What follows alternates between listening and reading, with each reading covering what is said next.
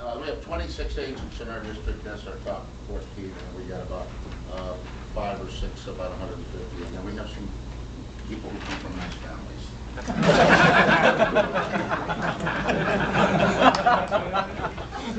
That's what we always say. When I was a kid, my dad said, you know, if a guy isn't real good at sports, you just don't put him down. You just say he comes from a lovely family.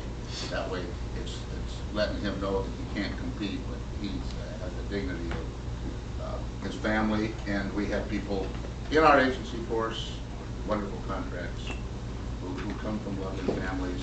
And today, I get the chance to come back. I don't know why y'all keep having me back here after all these years. People say, why would they want to hear you again?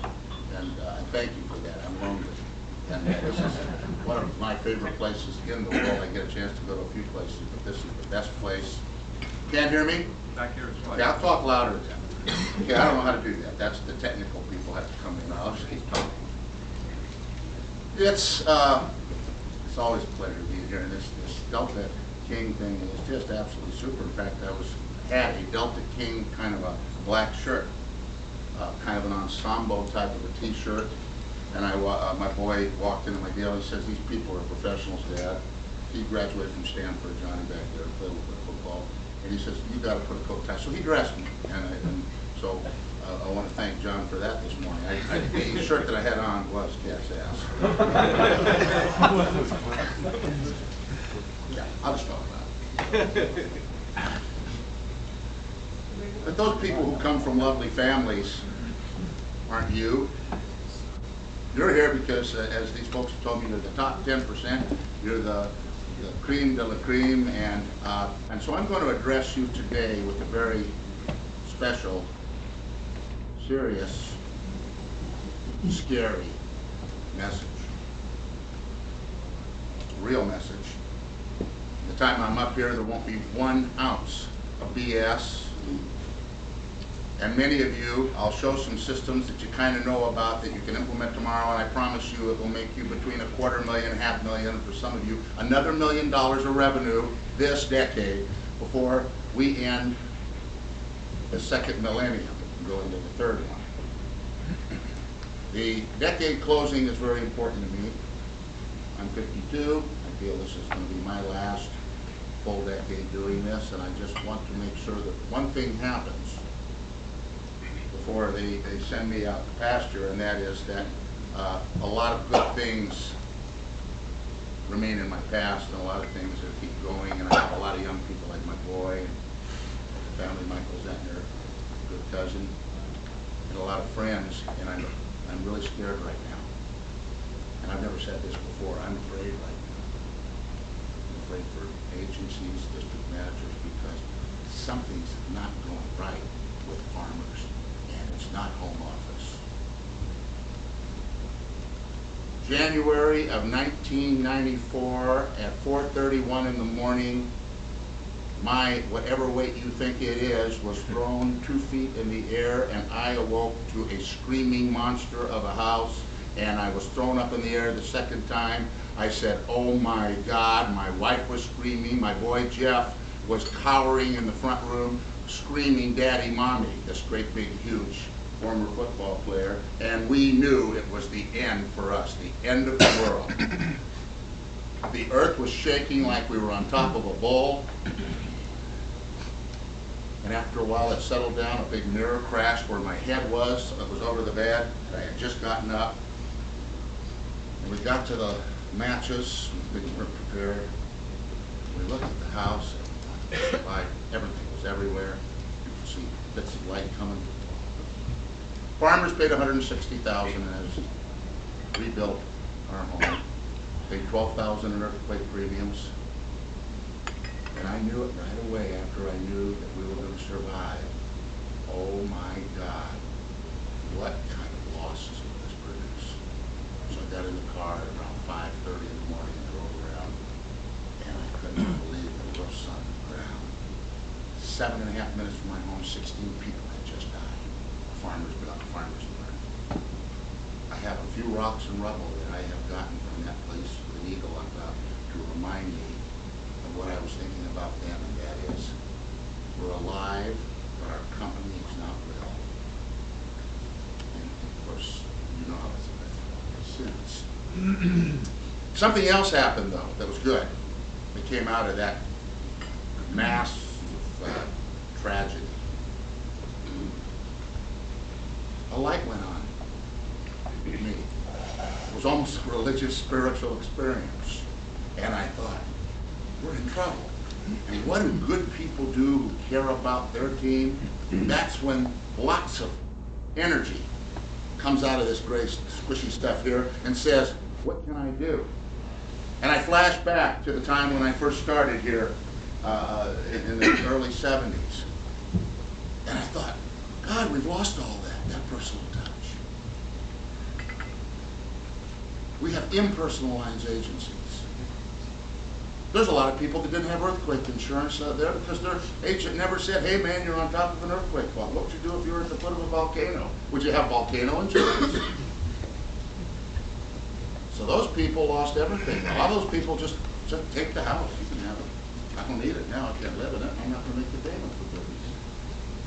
So mortgagees learned a lesson too. So something happened. A day later, I was in a shaking building. Still, hey, you know, those aftershocks. No, they're not aftershocks. Those are earthquakes. Those are real, live, bouncing around earthquakes that scare the poo-poo out of you. I need a giant Pampers for about 2 weeks. Big old fat old man wearing Pampers. Huge. Jumbo Pampers. Those were bed sheets. A little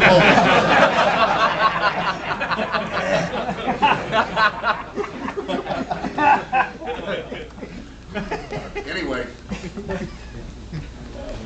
so I got all the guys and gals together and we went back. We had secretaries walking out 2-3 times a day saying they couldn't stand it emotionally. You know, we tranquilized them. But we called, pardon me, we didn't call anybody. Every 5 seconds, we got a call from somebody. Help, help, help, help, help, help. This is what happened, that. And boy, were we busy. And at that moment, I thought, Jesus, this is what we do for a living. Calamity, infirmity, and death. CID. This isn't about Toppers Club, plaques, double All-American. It's not about how much money can we make so we can buy a condo. We're talking about, we were the fire department now. And people who were going, well, insurance sucks, they weren't saying that then, because they were scared. And then I realized that I had to get the people together, and we had a big meeting, and I told them I had let them down, that the head coach had let them down, that I had lost my focus too at the big city, big LA, Tinseltown. I'd lost Merced in Sacramento. And I said, let's go back and start doing something that feels good, that's moral and real, and you can get rich at the same time. And today what I'm going to tell you about, and what I used, has taken people who didn't whine during this whole thing and this moratorium. They weren't whiners, they were winners. And the words sound a lot alike if you just change one of the vowels between winners and whiners.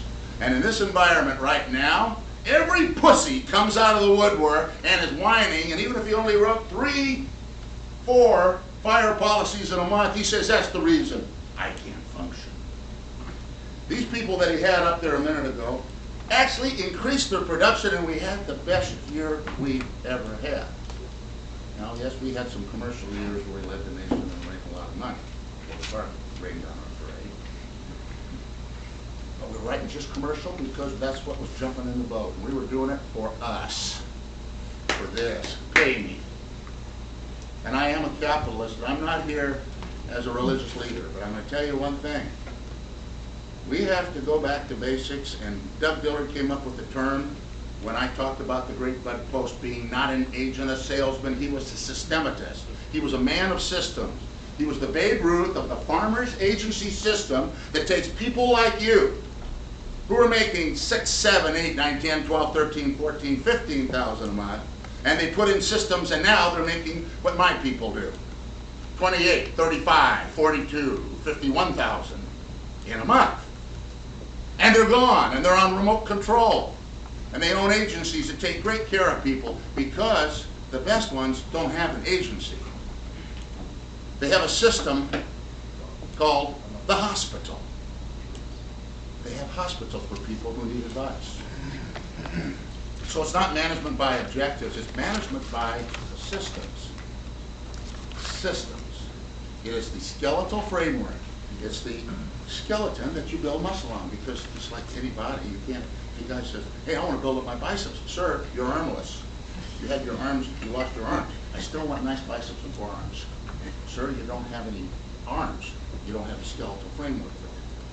Yet we have businesses that are run without systems, which are skeletal framework, and you're working your butts off. It's costing you a ton of money. And so today we're not going to talk about your loss ratio. We're going to talk about something called your premium loss ratio. Ever heard that one? I made it up. You heard it then.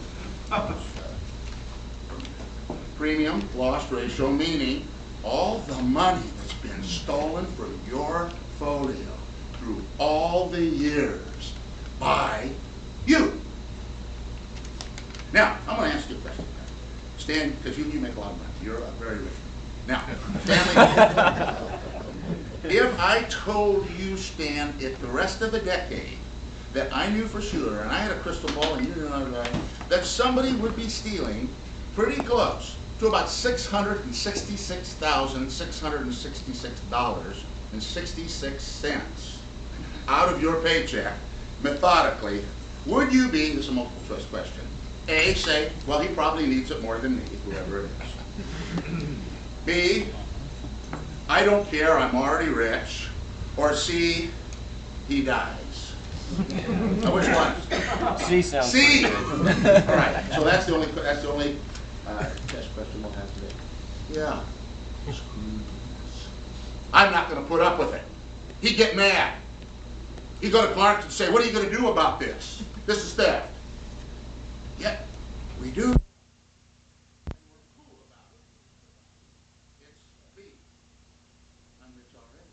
But we're not rich already. We're poor. And we have a lot of people right now saying, "Mary, come here.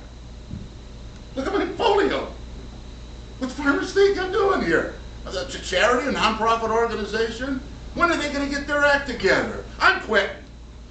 Hell with farmers. I could become a nuclear physicist. I just got to go back and do some stuff. I could still be an astronaut." I have people I know, I'm not going to tell you who they are, but every month they're going to quit until they realize one thing. Jesus, I've been doing this for a long time. I'm unemployable. I don't want to get a job, because then I got to go in 5-6 days a week, 9 to 5, and somebody's going to say, "Hey, Bernie, come here." "Yes, boss." "Oh, man, you went to the bathroom about 4 times yesterday. Do you have a urinary problem?"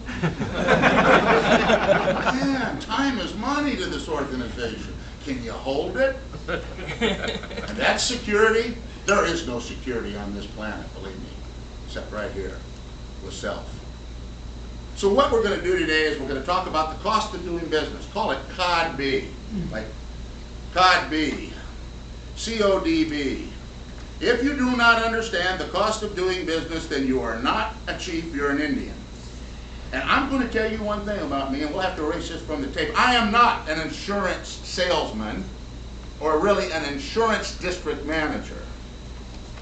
I market services. People say, "Give me a lot." Paul says a bunch of stuff. He's a marketing, this and that. Now, Paul has no idea. I have no money. I wear bad clothes, have a poor. No. If I was really a talented marketing guy, I'd be making some real huge money, huge with the big guys in the world. No, I'm just a guy who understands one thing. I am willing to put out services more than anybody else in my town, and I'm going to market those and tell everybody that I'm willing to bust my butt for them. And set up some systems I'm going to show you. And if you use them, you can do it just like I did, probably better than we did. I was in Merced, and we outwrote the other 11 agencies in town, almost combined every month my whole career. Eddie and Don were in that district. They weren't in that town, or I wouldn't be able to say that. But the rest of the guys were selling eggs out of their office. You go up to their office when I came into the business, and they say, "Go on for the afternoon, we'll be back sometime." call their office, phone's ringing. 20% of the agents in our area are on tape recordings and answering services like we're selling eggs or something on appointment only. And we're in the worst case scenario business, calamity, infirmity, and death. And because of that wonderful contract our agency force has, and that great contract they give district managers, the company has not yet, I mean yet, taken a position and saying, guys, gals, part of what we're doing here is called being there. You take a lot of their money, and then more and more all the time, and give them a piece of paper with a receipt. An insurance policy doesn't taste good. You can't drive it. You can't watch it on your video. It's not a video. You just have to wait around until a January earthquake or some other thing happens, and then all of a sudden it blossoms. But in the meantime, they have questions and problems, and we're going to address those today. Those of you who do the program that these people are doing to work with me, and many around the country, are going to have a wonderful decade. I promise it to you, and I'll put it in writing. You bring them home and show your wife or your husband. Those of you who don't will be the water spots on the outside, the small water spots that when the sun is shining, dry first. You'll become the donor agency, the agency that worked really hard, went through a lot of stuff, that one day looks at the books and says, gotta leave. It's happened to a lot of other industries. The recipient agencies, and most of them are in this room, you'll be there to take those policies and to move ahead. Leave the agency to your children. Or if something happens to one of you, your husband or your wife. We're talking about life or death now. One of the things I have to tell you about farmers' agencies that I see that is a killer, a terrible, terrible thing, because it's no fun, puts a lot of pressure on you, is that a lot of agencies, because they're not properly staffed, or the agents are, it's called, here's my agency, and here's me. If I get sick and have a problem, I'm going to go on answering service, tape, and close my agency for that time, because it's me and the agency. We're one cell together. And the day I came into this business, I had visited the great Bud Post with Don Snipes, and he made it abundantly clear that the reason for his success, and he was the god of insurance as far as the farmers was concerned, is here was his agency, and that was Bud. No matter what happened to him, this thing wouldn't be affected. I had a real bad year in some ways this last year. Real bad personally, because of little things that happened to me. Yet my business, because I had it delegated, has a life of its own. And it had a great year. I had a crappy year. It had a great year. So you know what the balance was? Okay. But when your life goes bad and things happen, you know that shirt that says S happens? It does. It's called life, I think. It's just really trying to be it's much. I mean, every day can be you're just going great, and then all of a sudden, your boy Jeff comes in and says, hey, Dad, he says 2 words, the car. Then I know I'm going to have a bad day. Just those 2 words, the car. Well, he's not saying that the car is really washed and nice. Want to go out and look at it? But you got to separate the two. So, what do you got to do right now? If you have a situation that happens in your personal life, if for a day you become Marcia Clark, if you got to go get the kids, and the store has to close down, you need this meeting real bad. Now let's talk about some of the stuff in here that I brought you that's going to make you a lot of money. I hope you're really excited. Tell some of you it's going to be big. This is huge. This isn't nuts. That's why I keep it in a special box that costs an awful lot.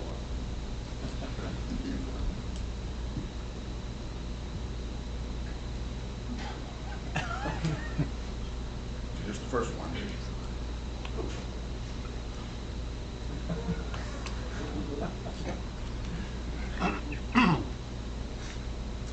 See this? It's called the red phone.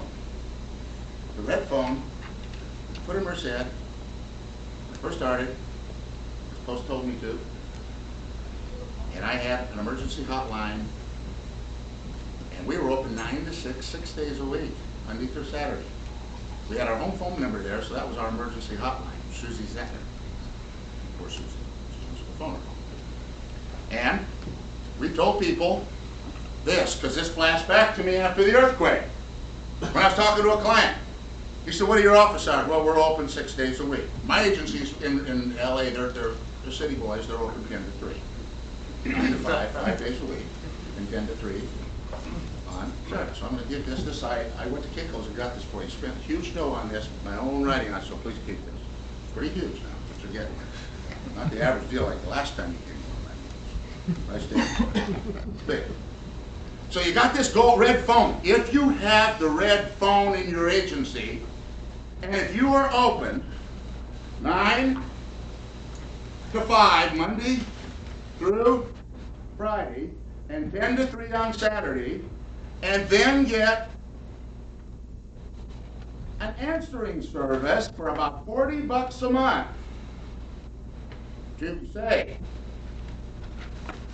Zentner Insurance Emergency Hotline, can we help you?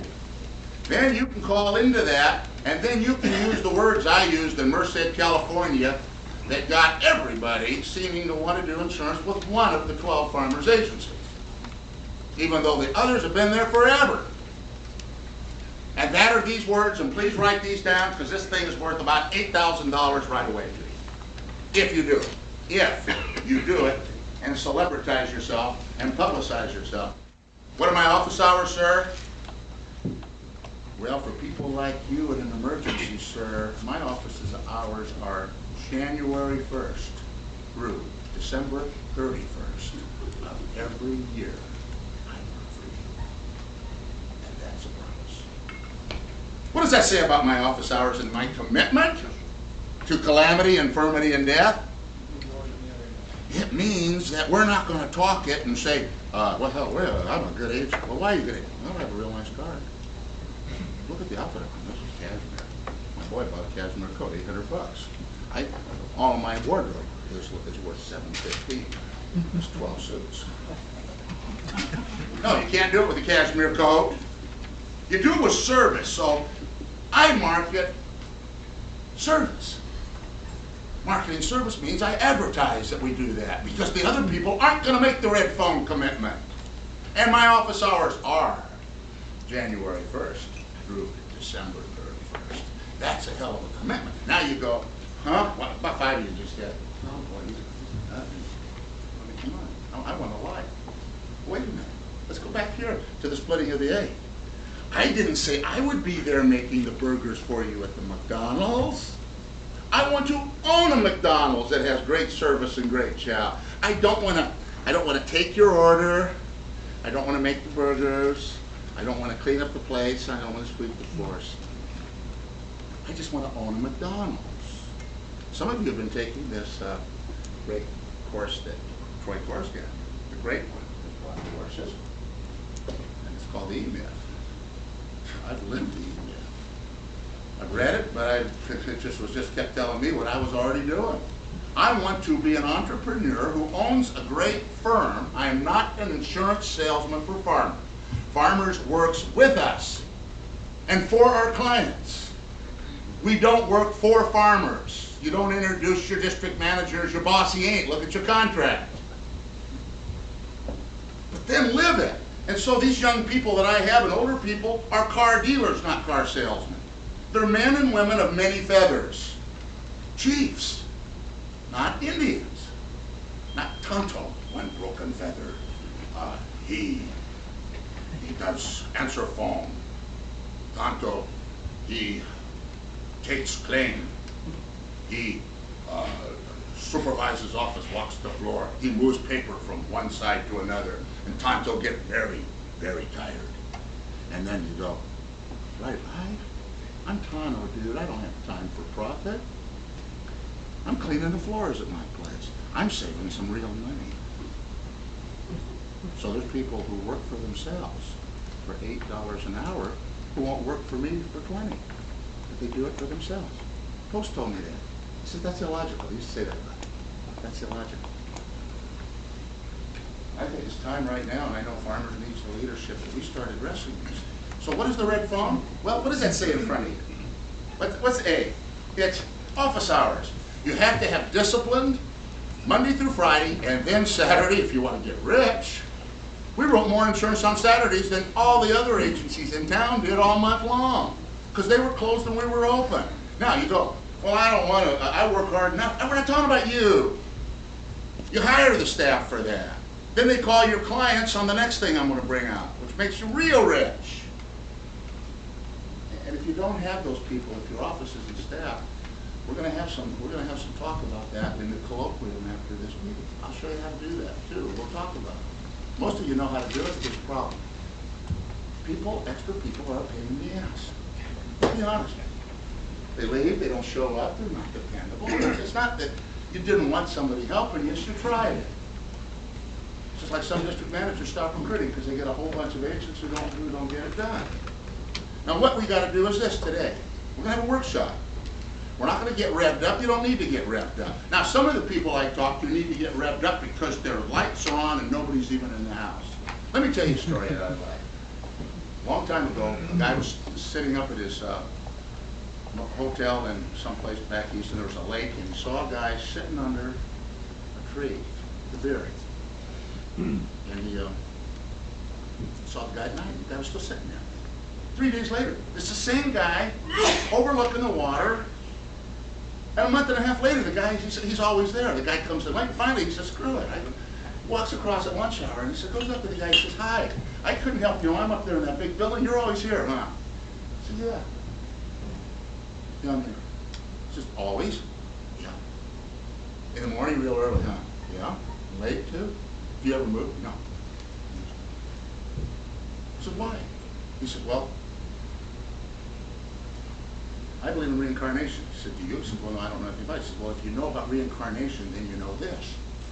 You lived many, many, many thousands of lives in the past, and then you're going to live many, many thousands of lives in the future. And the guy said, well, what does that mean? He says, knowing that, I just decided to sit this one out. I just decided to sit this one out. Like he's going to get a whole bunch more tickets to the game. Well, let me tell you about this thing we're doing with the farmers. Just one ticket in this lifetime to this game. And I take the one ticket I'm going to get. There's no replacement. See, there's no replacement tickets, and they just give you more later once you just cycle through a whole bunch of times, like Groundhog Day. So we got to do it right now. When I work with you on the systems, the management by systems, is what you can do to make sure that fast, fair, friendly takes fair, friend. If you're knocked out, just write down fast, fair, friendly, would you? Keep this in your mind, and please keep this in your heart. Cross out everything but these words, fair, friend. Put a square around it. And when people give you their money and send their relatives to you, be fair. Be quid pro quo. For the money they give them a good farmer's insurance exchange. Give them a good quid pro quo exchange. Be available. It's called being there. And then you'll be a fair friend, a good fair business friend. Now, the impersonal lines agency has to have this to change it, to become personal. You have to have a story, then you have to celebritize. Write that down and underline it. I have to celebritize myself in my community. And Donnie Snipes will tell you, God, I was doing stuff. Did it with Eddie Grossman. Ed, remember we did the little radio ad for $1 a spot, 30 seconds, and then when we were doing it together, it was 50 cents each, remember? Did it with Paul Wicker. Why did I do that? Why do we get on there and tell them, hi, this is John Zentner Jr. Are you paying too much money for your car insurance? Well, so am I. If you're getting tired of spending that kind of money, why don't you just give me a call, and then I'll fix it up so you can spend that extra money you're paying now on somebody nice. Like your wife. Give me a call, and my number. So I talked and talked and talked about the Monday through Saturday thing. emergency hotline, and nobody else in town was saying a peep about it because they weren't offering it. Once you do that, then something else is going to come out of the box. After the earthquake, I brought him in, and I said something that made sense. And guys like Louis, who have been around forever now, and by the way, I met Louis Mulholland in career school. I was teaching a mid-century class, and he was a young guy with a lot of red hair. Not as good looking as he is now because he didn't have the money. Money now, that makes a guy better looking. I gotta make more money. And I said, I can see it. I plucked out a hanky and I waved the white flag and I surrendered to my, I said, take me. Take me away.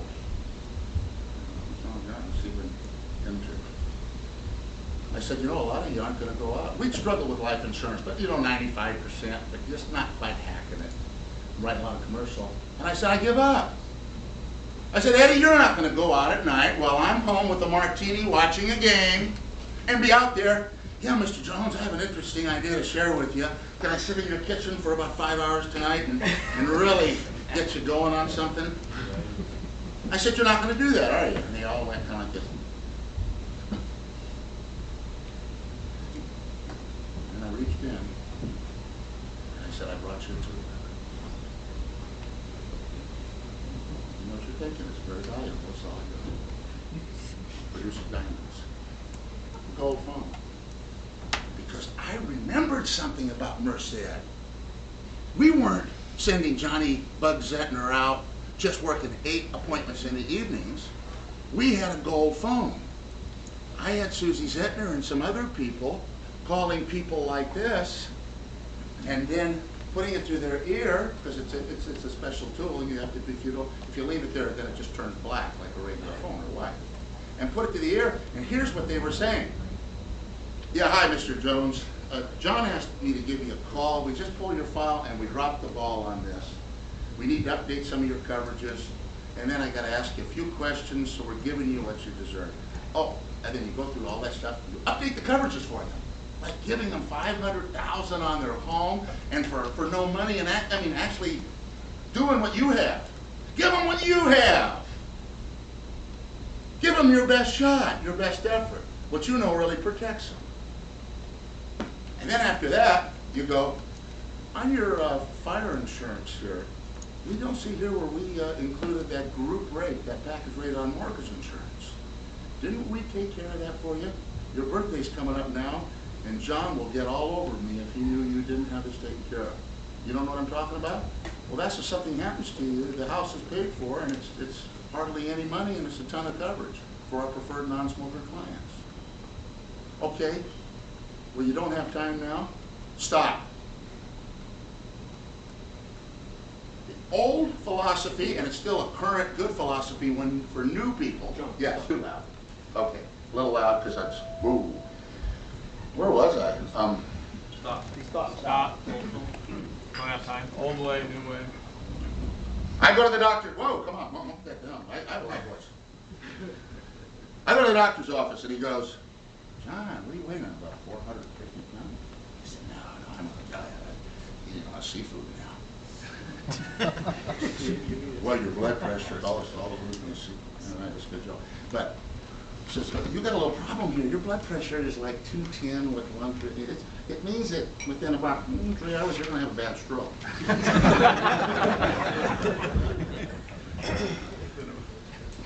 And John, what I suggest that you do now, because I'm worried about you, is first you got to do a few things with your body contour. You got to change the battle shower. And then he takes out, can I borrow something here? A deal about that size. And over here, it has RX. I don't even know what that means. It's just RX. Ready, Xerox? What does it mean? And then he goes like this. And he writes down a bunch of stuff on it that I can't read, you can't either. But what happens, you take it down and they give you pills for it.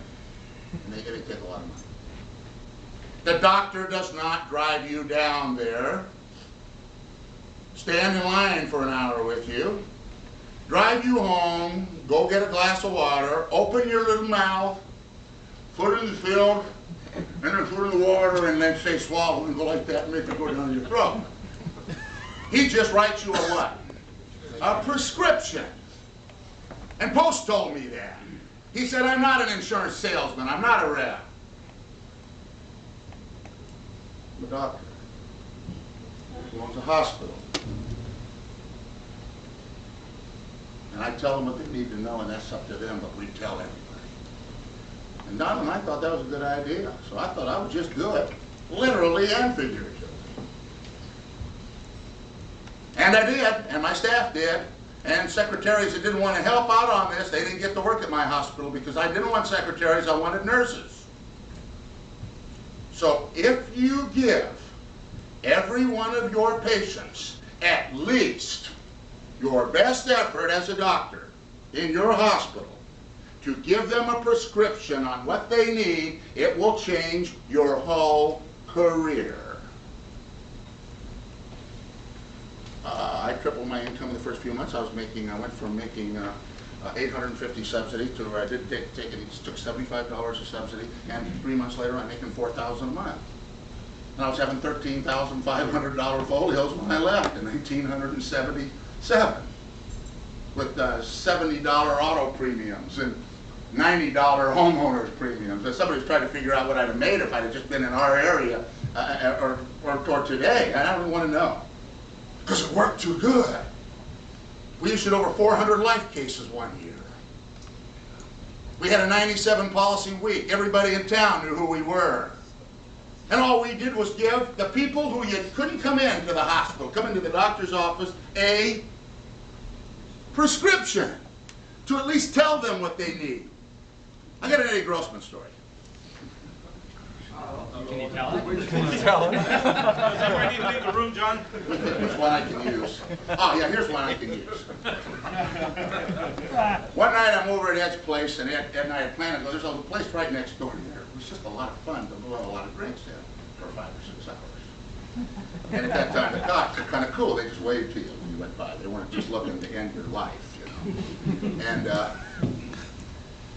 so I said, let's go. He said, oh, I got to call this one guy, a Joe something. And we had a deal going. Eddie was really into a Rogue River excursion thing. And Eddie really liked that because it was fishing with his friends and it was just a cool deal. So he was really making an effort on life insurance like he had never done before. So he's calling this guy. Here's how it sounded. Yeah, well, listen, let's get together. 50,000 you need. And then finally the guy goes, okay, well, he's just giving me help. He says, I got a better idea. I'm not going to bug you anymore about this. Okay, Joe, this guy's a dairyman. And dairymen in our area are pretty stubborn. And he said, Joe, I got a better deal. The day before you get sick or die, give me a call. I'll get the policy started, then save you a lot of premiums. The guy said another night, well, how will I know? He said, you won't, stupid. That's why I'm calling you now. And I'll never forget that I was standing there. I was just walking out with Eddie like he was my idol. I followed him out. God, that's so good. He actually made some sense and told the guy, hey, no. After you have the heart attack, come on in. We'll put you back together then. Sure. I'll tell you another story that didn't come out of Eddie's office. But see, Eddie, I have that in a deal. I have you down there, so you probably want some royalties on that. He's a capitalist. Now, I had a guy we wrote insurance on in 1970-something, and I went out to deliver it, and the guy gives me this, man, I don't know, we're just buying some bases and stuff, I don't know if we can afford it. I said, well, listen, I just want to keep it, I want you to look at it, and I don't want you to cancel the thing after what everybody's gone through. Until you take a look at it, we talk again. Because you hadn't needed it, I wouldn't have done this way. I didn't do it for me. I'm rich. You need it, I don't. I said, okay, John. So I thought, oh, I know he's going to, I shouldn't have read that. So I drive back. About 5 days later, 6 days later, 8 days later, I get a call. Hey, John, yeah, I want the policy. Love it, love it, love it, love it, love it. Well, okay, well, that's great. He's going to keep it. Hang up. That night, go home, open the paper, newspaper. Ooh, Jesus. There's a car hanging from one of those overpasses by its wheels in an accident, just teetering. Had a big story about it. Guess whose car it was? I went right to the phone and I said, because I knew the guy, you son of a... He says, you saw it? He says, I thought I did. And then as soon as I got out of the car, I looked, Phil helped me out of the car. And I knew my ass was okay. I thought, what if I'd have gone over with my 2 kids and would have canceled that policy the day you were there? And he said, Mr. Zentner, thank you for not allowing me to cancel that. That would have been the biggest mistake of my life. Because you know what happened? He got a chance to have a little free conversation with St. Peter. He got a peek, like I did that night, in 4:31 in the morning, of the pearly gates. And I'm going to tell you something right now. If they lose their health, and you haven't told them and given them a prescription, shame on you, doctors. Your hospital is not a moral institution. It's not ethical. Then you've taken not the Hippocratic Oath, but the hypocritic oath.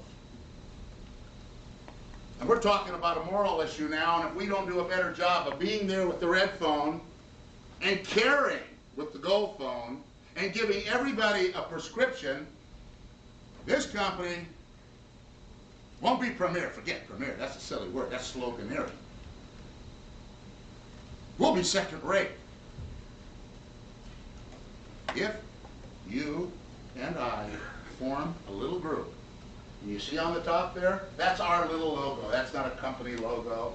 I took an old-fashioned logo of Farmers. This is off the dollar bill. You know, I spent a lot of real graphic money, you can see there. I blew it up and I did my own artwork in there. And I put, noblesse oblige, the obligation of those who have an inside track to help others, less fortunate themselves. Noblesse oblige.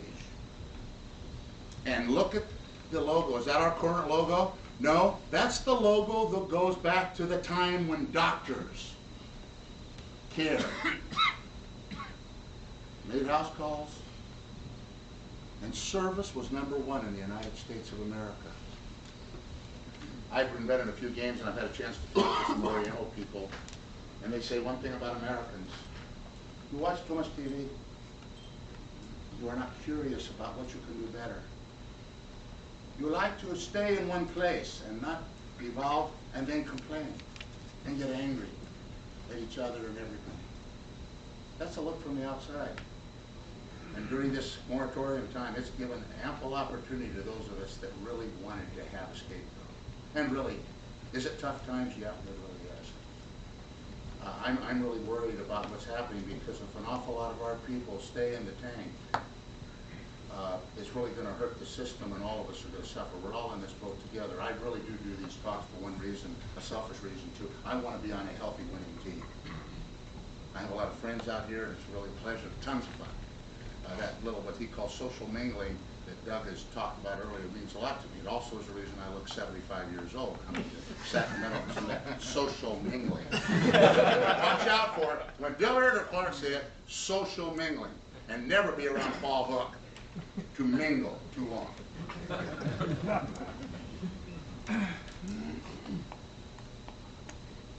What you got to do when you go back to your office is this, and it's this simple. And I'll help you. You got to recruit, train, motivate your staff to do one thing when people call in. We want all the information because we're going to give them a prescription. Did I say you had to go out to everybody's home at night just to see if maybe you can put together a life policy? No. No, you go back and you tell all the people in your hospital these words. And I'm going to give you some ammunition now. I'm going to give you a mortgage presentation that's a killer, responsible for probably 150 to 200 sales alone. But first I got to talk about your patients. Your patients are mother, father, children. And you have sometimes parents that they think they have a lot of life insurance and they won't budge. So probably just the opposite of the enjoy life. I come in the squeaky little way from the back door and I write them policies on their children for guaranteed insurability not to make a lot of money myself, but just to be a good doctor and then open the door and get their minds working on how to protect themselves better. Why do people have youth insurance? You have it for this reason. Not in case they die so you get money for the burial. That's repugnant. None of us like even thinking about that. You get it because someday you're going to have descendants, which makes us ancestors. And what you're doing for your grandchildren who are descendants is you want your kids to have guaranteed insurability where Farmers is holding the bag. And it makes a difference for later. Eddie Grossman's office beat my office 17 to 14 on a week where we didn't even know about a contest where our secretaries, because they were properly trained, sold 31 junior alphas. Correct, Ed? In 1 week, and we didn't even know about it. And our office had to take their office out for a big lunch. Cost us a fortune. Did it cost us a fortune? Yeah, let's do it every week.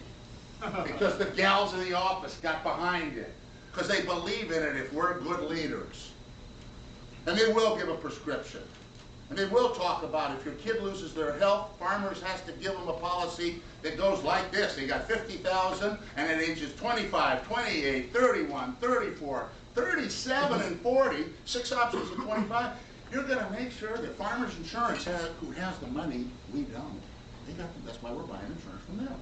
If it was reversed, they'd have to buy insurance from us. Something happens to the health of your kid. Your kids will have a lifestyle like you want them to have for their children, and on and on. And isn't it one of the things you think about, passing the torch and having the next generation do well? Well, I do. A lot of people. And they'll buy the junior policy. Then when you deliver it and they get it, then you talk to them about their insurance. Use words like, here, want to hear some good words?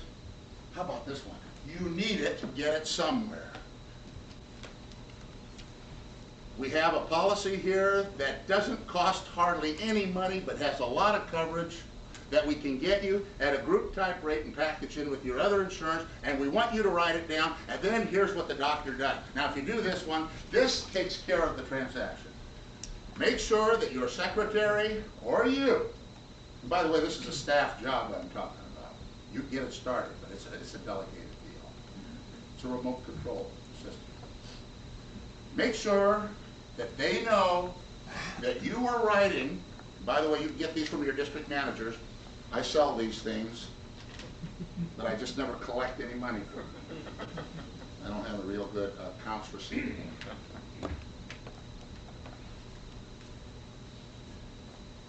You give them the information, and you write down you're going to put down this. Decline because of, just like a doctor does if you don't take your pills. You write on the file. Now don't get them to sign it and do hokey sales closing crap that is cheapens you.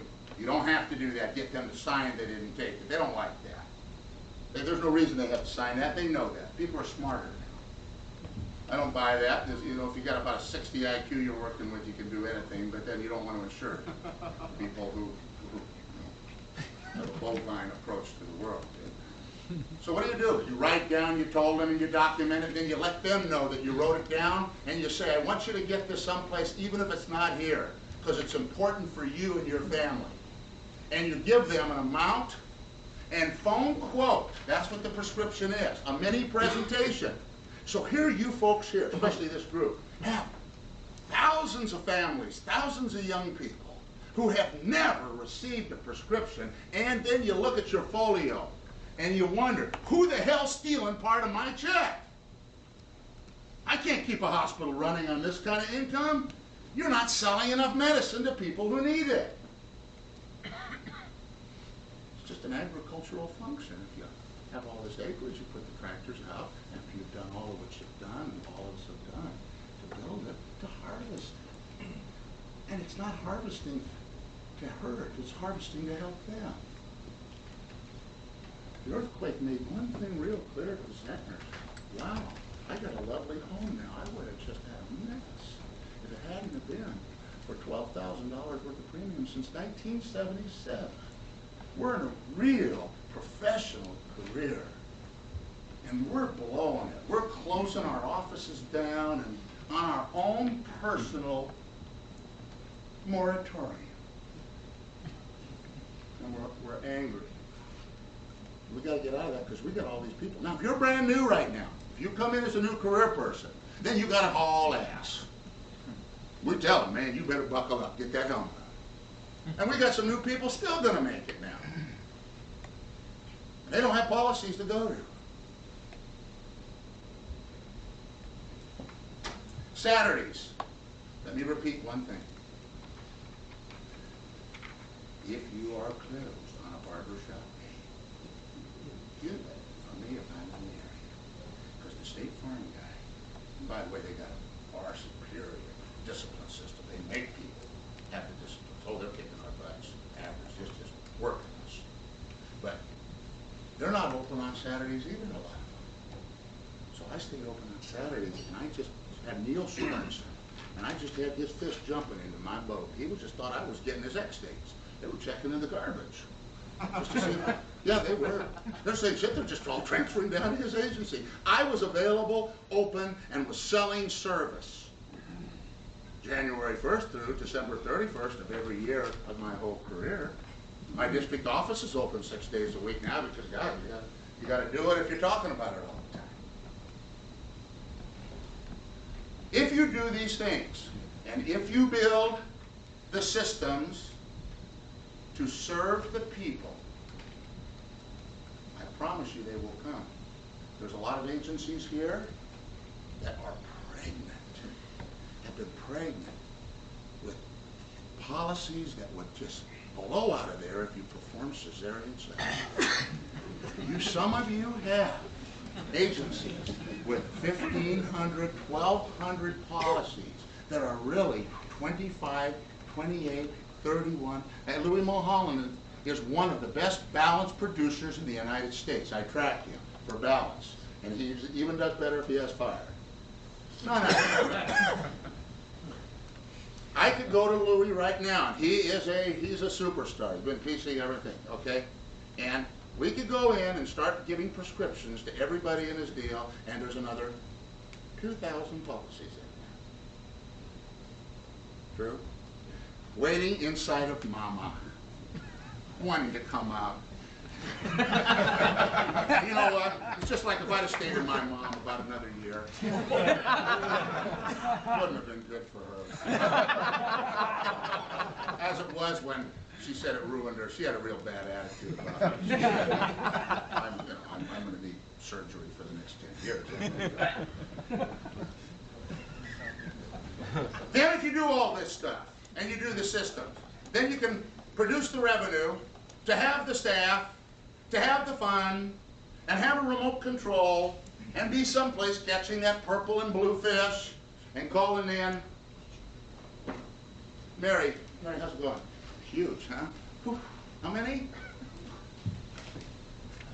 No, I was going to come back next week. No, we're catching fish here, and there's a kind of a purplish drink that I just discovered, rum, and I have to drink it for another month.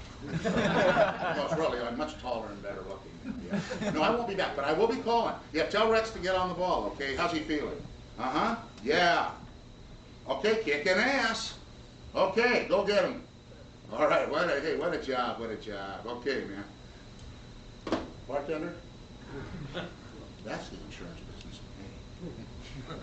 But if I do the systems, and I serve the people, and then I call all the people and tell them about all these systems we're doing and celebritizing, because it's not a humble effort, then you know what I get? I get a lot of renewals. I get a lot of word of mouth. The word WOMAN is the word that describes, and not metaphorically in truth, the reason we have a lot of population. The word WOM means word of mouth, and that describes what builds agencies. And for some of the people in this room who are doing 150, 200 count, and there's a few of you, you can't make much money at that, under 200 count. If you're not turning the page even now, TTP, it's because your people don't know you yet. Like Paul Clark would say, they just haven't gotten enough information. Paul told me that the other night, a little problem I had. He says, John. No, no, people, they're not mad at you. They just don't have enough information. Don't you understand that? Not wise. I'll use that. That worked, by the way. Well, and they're still getting more information. Now, and they need even more than that. Now, your people don't know you. They don't know anybody but Troy Coruscant and about 5 or 6 or 7 people in the United States. If they knew you and you gave them the prescriptions and they knew about all this great stuff you were doing for them, they'd come in and buy a lot more stuff, and then they'd tell another friend, and you get rich. And you get gone. And you have people replacing you, and you're never mad at farmers because you never see any of the bad stuff. I love working with farmers. I never see any bad stuff. My staff takes care of it all. They say, John, his blood pressure, he doesn't see that. No, let's show him this production report. And I'm always walking around like, hey man, we're doing good. I mean, we got a forest gut district manager. Because I don't like bad news. So I make sure that with my staff that's been created by systems, that I don't get upset. And so when people come to me, especially when I was doing what you're doing here, they go, went back in the 70s, did you see what farmers did on that dramatic deal?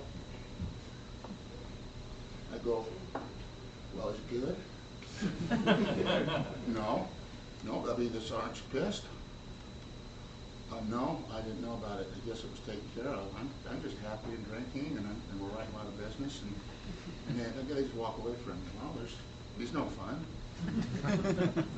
he's not gonna do any whining with me. Don't bitch and gripe. Hey, walk away. Go fishing. Go get drunk. But when you walk into that office and you're talking to your staff, never as a head coach, and that's what you are, tell them about the problems. Hell, we know their problems. Go home and get a lot of scotch, and then go into the kitchen, because it was built for bitching. I got a big kitchen now, and then you bitch. Just go, goddamn farmers, and I'm quitting. Yeah, I'm through. Wait the next day and go back in with the hell. Then you go back to your hospital because you have people in beds that haven't been checked in a long time. They got bed sores, big ugly bed sores. They haven't been rolled over. And I promise you, you have a marketplace in your own agency that you can go back to today, your hospital, and get this thing rolling, and our people tripled their production, some of them. I got people now who used to be 75 cow producers who know they can go to President's Council with this. It's worth millions of dollars to your family and more to the people you take care of. And it's not a business issue. Today we talked about a moral issue. And I'll always be here working the hospital with you. Please keep that little piece of paper, because if you do that, just remember, if you build the systems to serve the people, they will come. Thank you very much.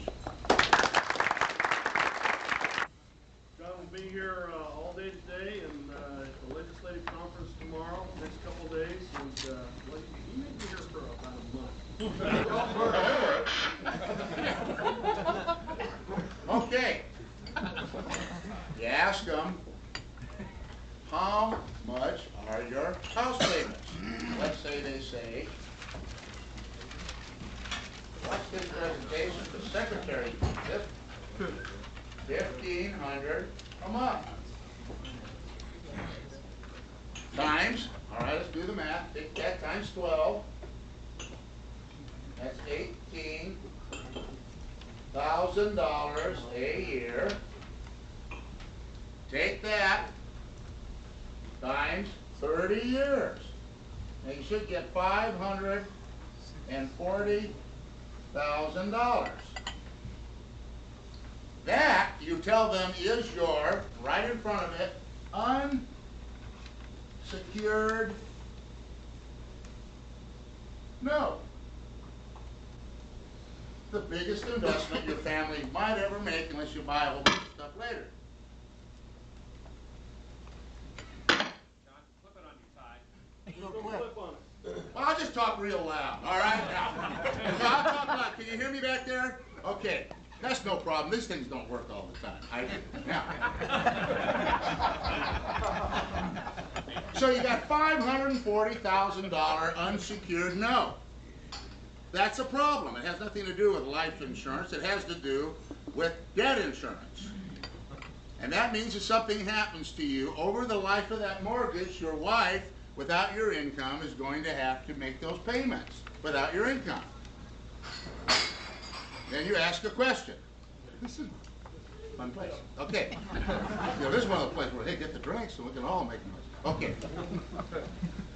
So what you do is you ask these questions. Number one question.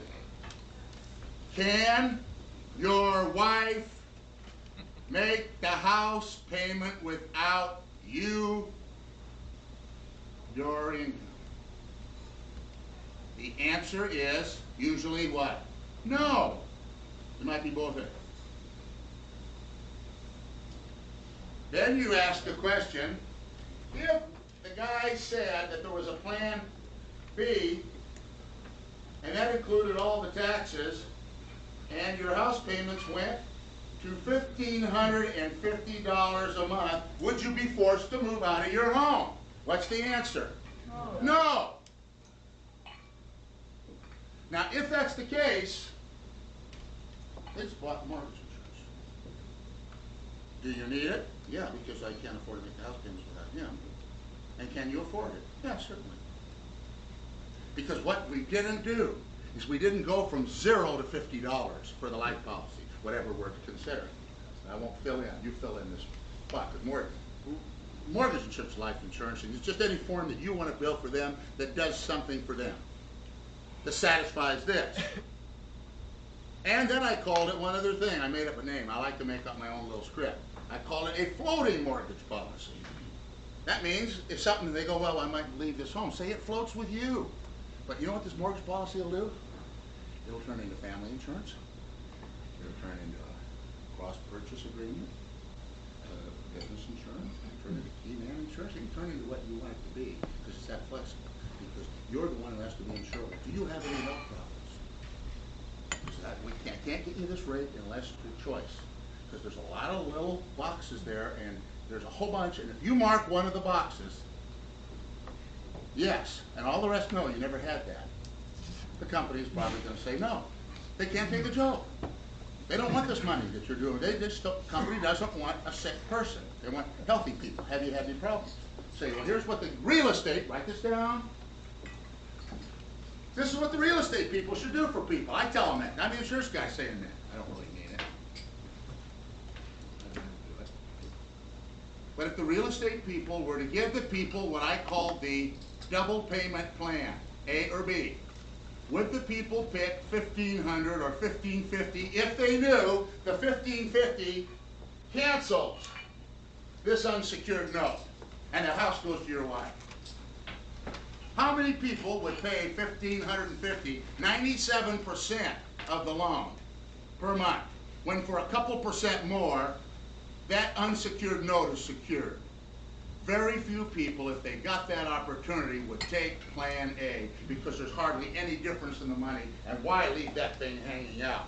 And my question to you is, and I put this presentation together in the 70s, is when I explained it to people that way, they went, well, it just doesn't make any sense, does it, Mr. Zentner, not to have it? I said, no, and I don't know why more people and mortgagees and real estate people don't help people protect themselves. There's no excuse for taking out that kind of money where the bank is making this kind of dough with people who will have to move out of their home, and I've had that happen.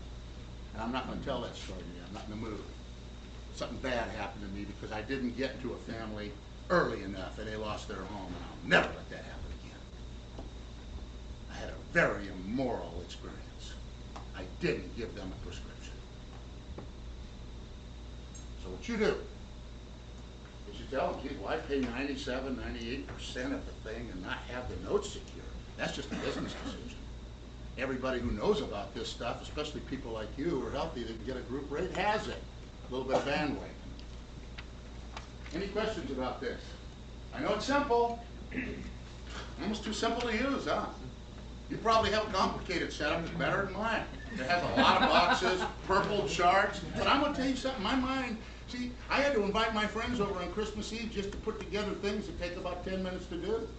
I can't read a blueprint, I'm sorry, my mind works pretty good in some areas, but just, it's not even on the chart.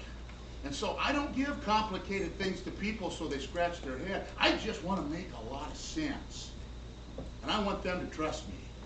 And I want to make sure every damn one of them knows about it so nobody can point the finger at me later. Any questions about that mortgage approach? Now, you know what you do? Watch. Let me just say one more. What you do is you go back to your files and you go, hey, you know, I'm not writing fire out there. So do you have a lot of them? And you call them up and you give it this. Write down DOB. What does that stand for? You got to know when their birthday is. And the first ones you call, their birthday's coming up right now and say, oh, we almost missed it. Or if it just passed, well, we just did miss it, but we can save it. And I'm sorry about that, but we're just catching up with all of our preferred clients. And you're on the top of the list, and I'm glad we caught it because your birthday's coming. Got a pencil and paper? I want you to write this down. Yeah, a prescription is telling them, not you need it, but here's what you need, here's the kind of medicine you need, and here's what it costs. And here's your approach for the people. Just say, look, write that down. What are your house payments are about $2 grand. 2 grand times 12, 24, times 30. That's your unsecured note. And then you go on over to whatever you want to use. Just take you take $250,000 non-smoker something. We've got all kinds of plans now. Somebody said the other day, well, are we competitive? Yeah, nobody ever contacts anybody in life insurance. Sure, we're competitive with you. You're with a hell of a company. I don't care about your, we're still rich. Rich. We'll be here, and a lot of these companies that are coming in with these fly-by-night rates, if they scare you, shame on you. You need a courage pill. People gotta take that little C pill, little vitamin C, that little courage pill, and go, wait a minute. This company's going to be there, and a lot of those fly-by-night rate of the week clubs aren't going to be here. Our company's owned by people that are richer than God. I mean, have more money. That bad is just, although people aren't buying cigarettes the same way, they probably will look to us for a little more profit. The way you look at here. Chinese market. Yeah, you're looking down my zipper. I hate that because my zipper popped the other day. That's not good when that happens. A lot of people saying, you're making a fool of yourself. Complicated, sophisticated way. Yeah, I'll let Ed Grossman handle that later. Yeah, he's gone now. He takes care of all that complicated stuff. If you do that with every one of your patients that has a fire policy, you're going to ride a whole bushel of them and you'll get them into your office. And then there'll be some say, y'all come out and pick up a big check, and then if you don't want to come on by, give me a call, one of my guys, we'll just drive on up here and we'll pick up a bunch of checks for you. Sure you can, if they know about it. Now, any other questions? That's the mortgage approach. Anybody have any other questions about anything?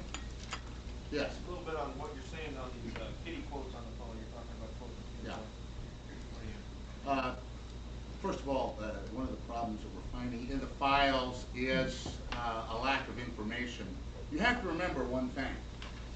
When you're doing the systems, the first thing you have to have is proper, and you might not have that in your files, and it could slow you down, documentation.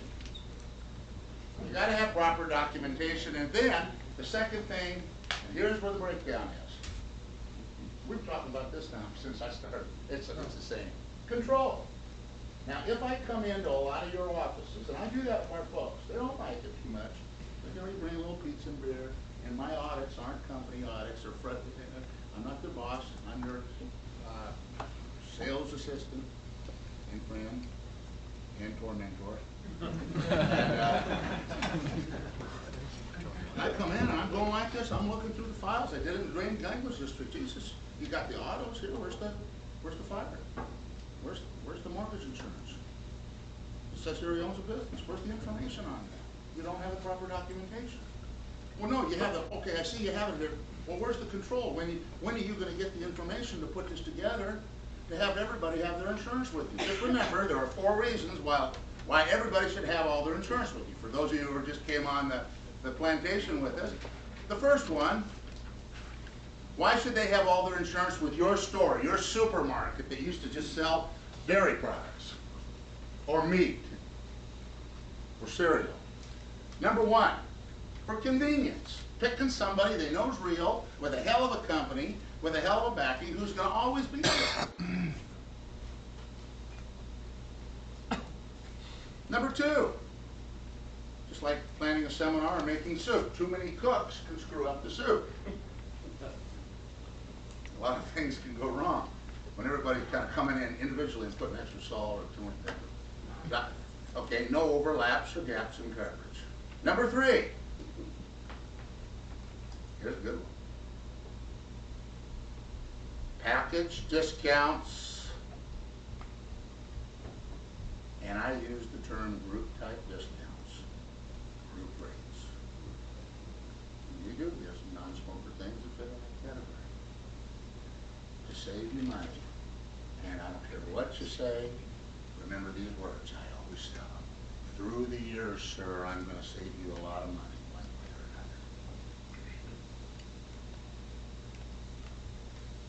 another. And I will, one way or another. I promise you I will, because they hired a stud.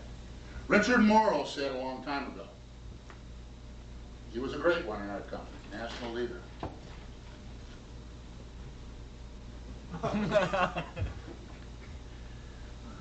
And this really tells you about all of us and the way we should be. He had a guy once who was with State Farm or somebody across the table and said, Mr. Morrow, why should I have all my insurance or have this policy with you? Hell, I'm paying less money here than yours. And he said, sir, take a look at your policy there. The biggest difference between your policy with State Farm and my policy is your policy doesn't have Rick Morrow's signature on it. And I said, I see. And that's a statement that I backed up with a lot of good stuff that you can say. If you think that you're a leaf in the wind, if you think that you're a product of your environment, you're screwed. This is tough times. Yes, it is. I don't care who says it's tough times. These are the times when we find out who has the guts and who are the leaders and who's going to be around for a long time. It's these kind of meetings here where people make decisions and say, I got to look in the mirror. I got to find something I know's in me and remember that I'm the person that makes Farmers Insurance Group go. I'm the person who does things for my people. It's not a big company. It's not a holding company somewhere in Europe. It's me. And I'm responsible for the service to these people and then be able to tell your clients something like this, and I love this one. I fight for my clients. When you call 911, that red phone, you don't get a tape saying when there's two people with guns in your home, sorry, all of our police officers are at the policeman pig bowl. We're at the football game. We'll be back Monday afternoon at 2 o'clock, and you got two guys with rods in your house.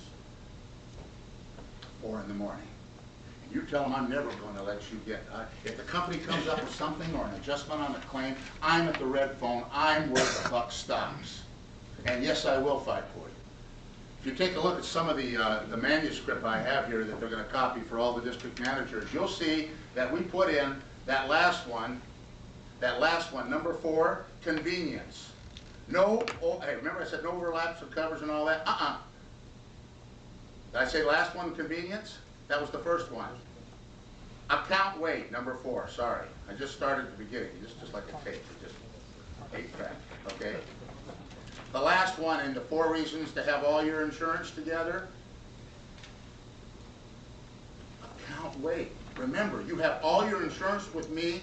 Remember what I said a second ago? I fight for my clients. You go with 20th Century in our area or Mercury Casualty and you come close to a mistake, the umpire tells you to sit down with strike 2. Well, so I have one more strike. No, go sit down. That's a strikeout here. Strike 4. Write it down. Strike 4. Okay, documentation control. But put strike 4. I fight for my clients, and if you're in a gray area and you have a lot of insurance with farmers, you just remember one thing. I'm going to go in as an independent contractor. I am not, and for some of you who think you're reps or salespeople for farmers, you're in a lot of trouble. Because you're not. You got to go look at your contract. No, that's franchise. You own that thing. You own that franchise. You got to be a real turkey to get in trouble with farmers. There's a lot of people out there that are proving it, who don't even open their office. They're in, really, I call technical abandonment of agency, but it's just called, and I want you to get mad about that, please. I am. Get angry when you see people that don't open their store up. Just remember one thing. You go into a McDonald's one day with your friends.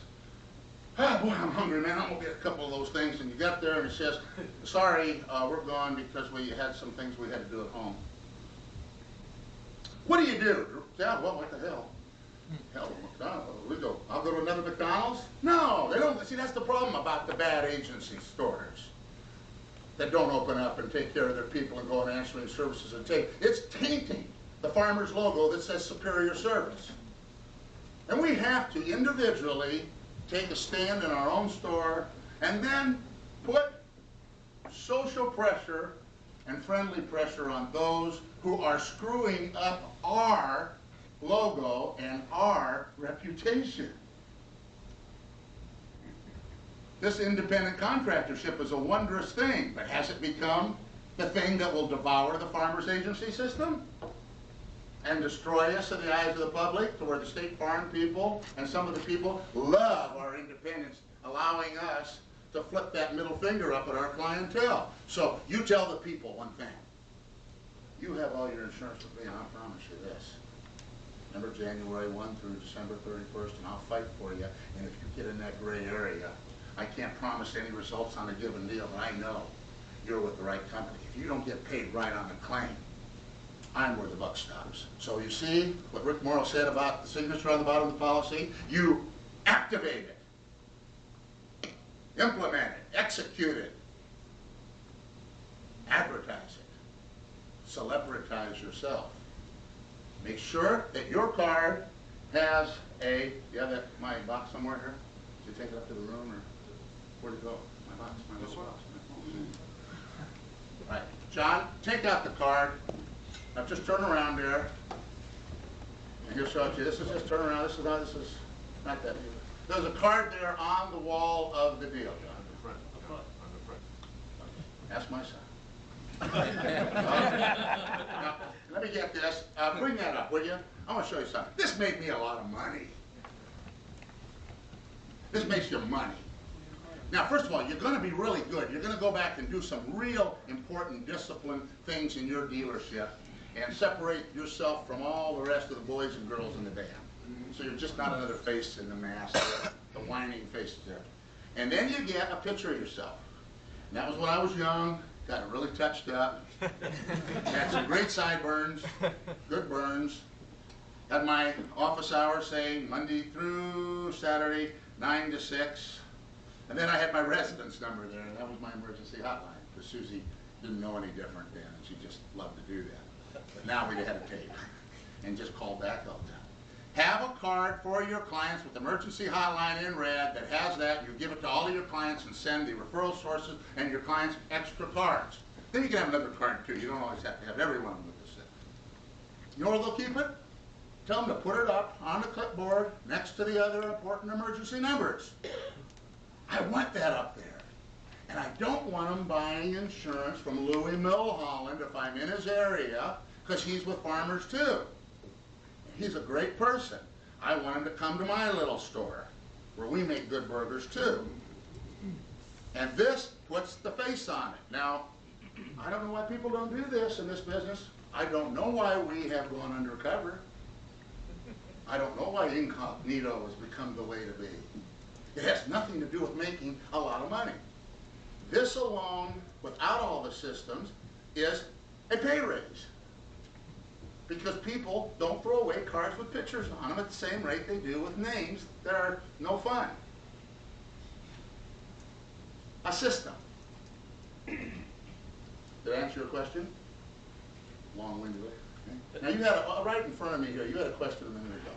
Yeah, about the your agents in your district, how they getting their life appointments in and out of the office. What's Go phone.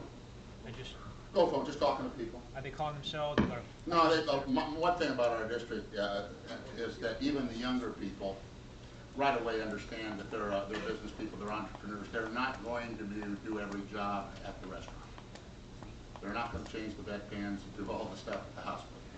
And right away, we understand that there is a CODB, cost of doing business, to being an entrepreneur. Plus, I want a certain control laziness built into our agency. A lot of you folks really are working. And when I'm talking, I say you folks. I don't want to be like Ross Perot, but not you. I'm talking about the whole group.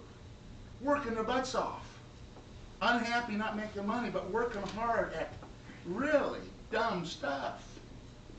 Doing an awful lot of just busy work so you feel that, oh yeah, I perspired today. Put in a full day, I'm pissed. So I must have really had a hell of a And you go home, you didn't make any money, you have a ratso feeling, you hate the world. Instead of having people calling your people making money and having a cocktail in your hand at the end of the day. No, this is to be staffed. I train people, I have classes on that come in, and we call people who call people ARCs, area rate coordinators or area rate supervisors.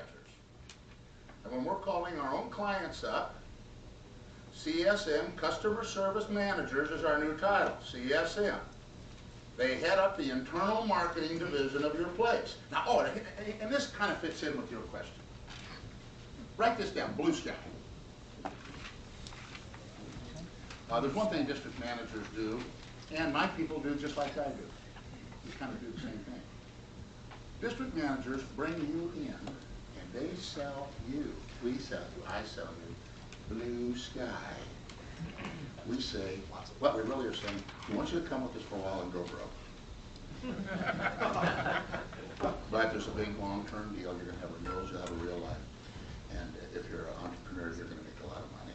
But your wife will threaten to leave you 4 or 5 times because you're going to be going broke and you're really going to be stressed out because there's some really crazy things we're going to do to you. That's what we're really, but we don't say it like that. So what happens is then you come in and you know what? How much money? All right, I want you everybody to put up the amount in thousands of dollars a month. Like if they right away when you were first interviewed, like Louis was, if his district manager gave him $4,000 a month walking in the door, so with a check in his hand when he first became an agent, put up 4. Now the rest of you, I want you to put up the number going from none to 1 to 2 to 3, all on 3 to see how many of you got a lot of money walking the door, and I'm going to add it all up. 1, 2, 3. No, you didn't get 1 or 3. No, the day you walked in, you were a reserve agent. You got nothing, Louis. You got crap, Louis. We told you to go to a lot of classes and spend some money and spend a bunch of your money, and then someday you might make some, and it worked out good for you. Now, so wait a minute. If that's what farmers did to you, why don't you go sell some blue sky to some other people and say, you know, we don't have a huge just training budget, but we have a tremendous opportunity here for somebody who wants to get on a track to, hey, I'm going to show you how to recruit them. Turn the paper, this is important. Number 1, we start you off as an area rate coordinator and you have a probation period. Now I start callers out, by the way, called area rate. I start them at $7 an hour and they have about a 3-hour spin, man. And either they're good or gone. So I got a $21 bill on them and my training time. And I am a capitalist, and I'll put 21, 31, 81, 101 into anybody just to see if I have a stud who's going to make me a lot of money. And then they can make 20 bucks an hour with me because I'm going to get rich on them. And I call that being an employer. And we'll put them as employees. They'll make me money. So you got to do that. Next stage is, if they do a good job, you know what you do? You give them a promotion. They get licensed. And they become an account executive Not all people fit in that. Some will always stay at the level one, make a lot of money, and that's what they want. I'm going to tell you a story about, this is a good story. We had a bunch of guys when I first started who were really, I was recruiting some people that really, I don't know. I thought that I could just bring in people and I didn't care where they came from or their intentions, and I would just go like this. And they'd just go out. Well, just wave the magic wand. Come on. And so one day, I figured, well, we got to get some callers. So I hired a guy named Bobby. Bobby was like this. He was about 17, and he had a bad problem with his health. And he's like this. He walked like this. Well, Mr. Zentner, I've done a lot of calling, and I'm really good. And I said, okay, well, we're really desperate, Bobby. Are you good? He says, yeah, I'm really very good. I'd like to make about 25 bucks an hour. I said, okay, Bobby, let's see what happens. And Bobby was like this. So we brought him in, and he was calling for these two guys. But here's what happened with Bobby. Hello, Mr. Jones. This is Bobby Madison. Yes, sir, we can take care of you. All of a sudden, when he got a phone in his hand, he developed a voice. His body straightened out. And then he'd go back and when he hung up, see you later. There are people out there like that. They're never going to be representatives. The ones who are, who want to be like you, you're going to help them get in the business. First of all, don't use the word telephone solicitation. Area rate coordinator, junior marketing partner. They go back to school. What are you doing? Oh, I'm a junior marketing partner in Zentner and Associates, moving my way through to be an insurance executive. The other guy said, well, the same job. I'm a telephone solicitor. Which job do you think you want if you're not making a lot of money yet? Come on, write this word down and don't forget it. As an owner, E-G-O. It's the biggest three-letter word in the English language. People have an ego. Sometimes they don't need nearly as much money if you satisfy that creature, ego. It's a human fact. So what you do is you say, later you're going to be an accountant executive, and I tell you what, you aren't going to be just doing the deal where you get like $7, $10 an hour plus a bonus. You're going to be getting 40% of the action. I get 40%, and the house gets 20. I call it 40, 40, 20. They get 40, you get 40, the house gets 20. That allows you to do a 40-60 split, and it makes sense.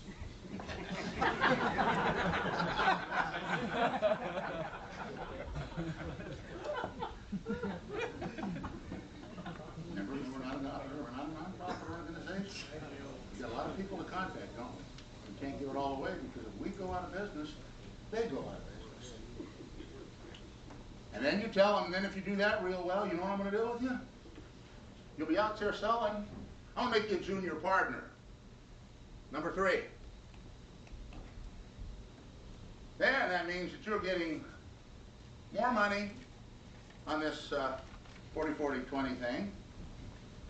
And then later down the line, and I never give away contract value flippantly, and later down the line, that's about 4 or 5 years down the line, if you're really solid and you're going to stay with me, then we'll start talking about 5, then 10, and 15, and no more than 20% of the renewals. Draw a line there. Don't give any more than that, because there's a lot of you folks don't realize this. I just came up with a concept. There's an overhead for this one. I found it the other night. I was doing some numbers. There's overhead. See, a lot of times farmers people see our checks, they think it's just all money. Now, so whatever. But then he goes. Then I say, now remember, I'm still recruiting him. I want to show him a lot of blue sky. I'm selling a lot of blue sky. Then the next stage is, and then if you're doing a hell of a job, I'll take you in to see our DM after you've really proven it here with me, and you've replaced yourself in here. So we still got this storm kicking butt. And now your internship, and that's what it is. It's an internship in somebody else's hospital. It's going to allow you to walk in the door ready to go to have Mr. Clark say, sign right here, son. We're going to offer you a contract in the major leagues. Big league contract. And then later, if you really have if you have just some sort of a mental disease, you might even become a That's not fun. Got a seizure or something. So, you know, really, you're giving them the whole panorama. So in an interview with a person that interviews with me, I want them to know there's no other place that you're ever going to walk into that's big league like this for your future, because what you do and what you have to do is provide a fertile place for their growth, where you take that little seedling of an oak tree and say, I'm going to plant you with the rest of the oak trees. Not out in the wheat field. Let me handle this myself, thank you. Okay, don't wave your arms.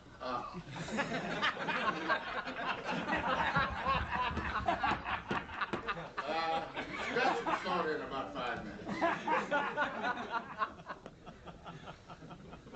So what you're doing, and I mean this is real important to the gestation period you go through now, is to be the place that sells the blue sky and a future and backing in the future if they do a hell of a job for you, and that means they better be there all the time. Now, I don't take a lot of bull from employees. If they don't show up one time, I'm really paid. It's an outpatient program starting right away. I'm not interested in that. I'm not interested in secretaries that hold agencies hostage like about a third of the agencies in all of the companies, where you have somebody who's not very good, but you are absolutely, totally freaked out about, but just turn the mother off. Turn it off.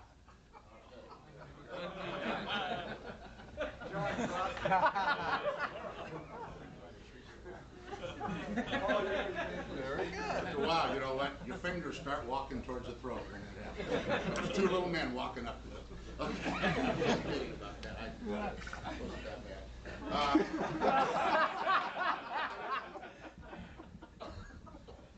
So that's what you got to do, provide the great place. Just remember one thing. If you want to do a deal and you're playing University of Miami and you have a Chico State program, and if you're a tightwad and you've got that wallet actually sewn to the inside of your pants and the top of the pocket sewn shut, you don't understand CODB, the cost of doing business. It means that you're a cheapskate, and it also means that who you're really robbing is yourself. And it really points out to one thing: if you're too cheap to put on people and won't invest in your own career, that when you peel the onion back, there might be a frustrated employee inside there, but not an Indian chief, not an owner. And I think it's really scary to get the same paycheck the rest of your life. I think that's no fun on that one ticket we get to planet Earth. And most of the people in our operations are afraid to invest in themselves. And how sad for that one ticket we get to the ball game. And to be in this business with all of its problems. So what we have to do is set up with our own little groups of friendship a group of capitalists who say, wait a minute, let the other agencies sit around and bitch and look at their paperwork and moan at farmers this, farmers that. My district manager didn't give me enough of this. While they be talking, we be loading the wagon.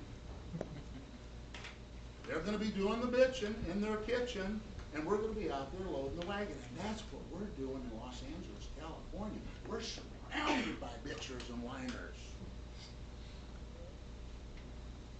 And I go and I do a few little talks, and they're nice people. This isn't the right business for them.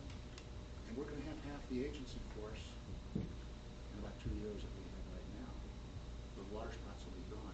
For those of us who stick in it, it's not going to be good. It's going to be awesome. It's OMG. Oh my God.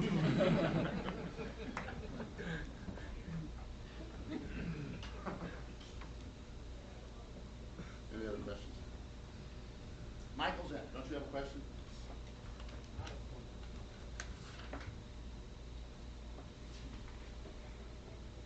How about the life selling to,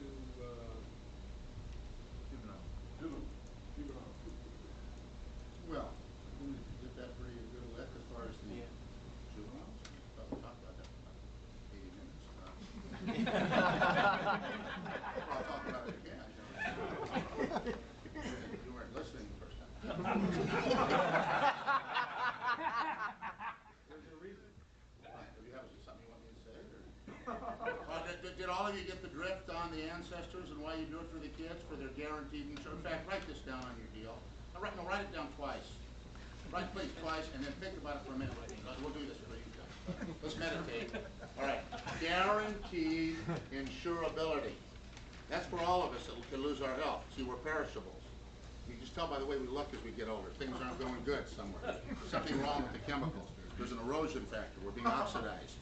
Now, so what you do is the only reason you write life insurance for people is because they get sick. When they get sick, like the Eddie Grossman story, we can't help them after that. And if their kids have something happen to them, it's nice to get them when they're young and healthy and they don't have to pay any money. That do it? Back? John, Just right behind you. I was just, systems is a big thing, and our district just went through the E-Myth book, and I think it's real good. It just seems there's so many systems. Is there any, do you have a certain written down formal systems that when like a secretary comes on, this is the system they go into to get them to do this, and it just seemed. No, we don't, but we should, and we're working on it now, because what I'm doing, just to give you an idea, because I feel the urgency so much right now of doing it, is we don't have a cookie cutter set of written systems. And it's work to do it. You know, it's like I thought, well, I'll do a tape on that, and do, oh man, and then you go, geez, and something else happens, you know. What we do is we're getting, what we're going to do, I'm getting a bunch of PC people together. I'm getting a really Troy Korsgaard, who's a great one. But he's a newer great one, and I want to take the systems from around the country of the great ones who have really good balance in their production. Not just write a big annuity and be Superman for the month and have a lot of count and everybody parades him around, and 3 days later he's working for Jackson Life, you know, that kind of. You know, he's just here for an hour. No, just here for one drink. And get all those people together and put together the systems that break down in every area. The biggest problem we have is the area you just talked about. And that's what breaks the spirit of a lot of our entrepreneurs to be, is the art of delegation and getting people in to work for you. That's the hard thing, and it always is. It's the one thing you can't do all yourself, and you have to rely on people. And almost everybody in here has had their heart broken just when they thought they had it nailed, man. Bang, she's gone. And sometimes it's the best person you had, and it was one guy, Billy Bronco, that took her away. I got the tattoo across here. This says another girl's name. And she's had about 4 good fun parties with him, and man, she's gone. Young gals, you know, I really believe in really picking the right people to start with before you even start. System number 1 is good recruiting. And not having adverse selection because you talk to 1 or 2 people. The biggest problem is we interview one person, she's good. Don't even call anybody. Hell, you're hired, man. Get on in here. 4 weeks later, you're doing the same thing again. And that's tough. And if I told you we had a way to solve that, man, I'd be a real rich guy right now. You probably wouldn't be able to locate me if I had the answer to that one. It's trial and error, and then you hit one. Good question though, Dave, and that's kind of what this is to start off with, and we're going to have bunches of meetings, is to kind of bring up some systems. Gary, where's Gary? He's talking about training systems and good secretarial training. Gary's got, we were talking before the meeting started, he's got 2 little things he's doing right now in his office that are bringing in good results, and hope you talk about it, Gary. We're in the process of making a procedure manual right now, and it's going to handle anywhere from 80 to 90% of the questions that come up. Like you mentioned, being on vacation for a month or 2, they'll be able to go to this manual and answer the questions that they normally would come to me for. I've got an auto section this morning. They're working on it every day until it's done. It's a goal of the agency, 3 employees and myself. And it'll have a table of contents. It'll have a marketing section. What do you do cross-sell? It'll have an auto section, who's your underwriter, who to call, and a questionnaire. So I'm taking, in my agency, there's 5 of us, and all 5 of us have knowledge. And when one of us is gone, we all struggle and grasp for that person gone. This manual's going to have everything in it, and I'm working on it daily. It'll have life, everything in it. Gary, what are you doing with the fire renewals? Can everybody hear me all right? Yeah. Oh, We take the fire renewals, I wanted to generate some life for whatever reason, a contest or whatever, a trip. So we take the fire renewals and stack them up, and I give them to a girl in front of a computer, and I tell her to get the phone numbers, run up the screen and call them up, and do a review on their homeowners. You've got guaranteed replacement, you got contents replacement, everything looks good. Farmers has a new program. You can renew with or without mortgage insurance. And they either say they're not interested, fine, then we go right into the auto X date. We want to take this opportunity to thank you for letting us handle your insurance needs. Hang up the phone and dial another one. The ones that say yes, what kind of life appointment do I have? Life appointments, mortgages, guaranteed life appointment, and they're interested. So we've been doing that, getting a girl, just call the homeowners and do it right there. It's quickest life leads, quickest life sales I've ever done, and you get cross-sell the X dates. Just grab your homeowners renewals. It's good stuff. Talk about the clipboard. I probably should let Fairchild talk a little bit about this. Fairchild gave me an idea on a questionnaire that the people fill out when they come in. John, you want to, because you don't want to share it with me. Your questionnaire, data profile, computer questionnaire. This is really good. John came over to my office, and I'm doing what he's saying, and it's unreal. Well, let's have John talk about it. John, how many life apps did you write last year? A little over 70. A little over 70, so something's working there. Why don't you talk a little bit about that? I can talk loud too. I'm afraid of that thing screaming.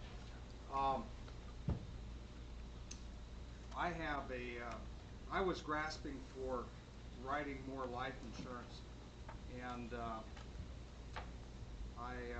how I came about this is I kind of use a funnel approach on a lot of things in sales, and instead of looking about how do I do it and where am I going to go, I figure out where I want to go and then figure out how to get there. And so I kind of look at page 1 of the production screen and look at the Troys and the Pexes and Marins and Vanessans and try to kind of figure out where and how to get there. And I came up with how am I going to develop some life insurance. That's one of the things that I'm focusing on, trying to build a balanced agency. And so I do what I call a data client questionnaire. Whether or not, usually I do it with a new client, or when I do an FFR, the first thing we do is go through systematically, and we have your homeowners, but I see we don't have your auto.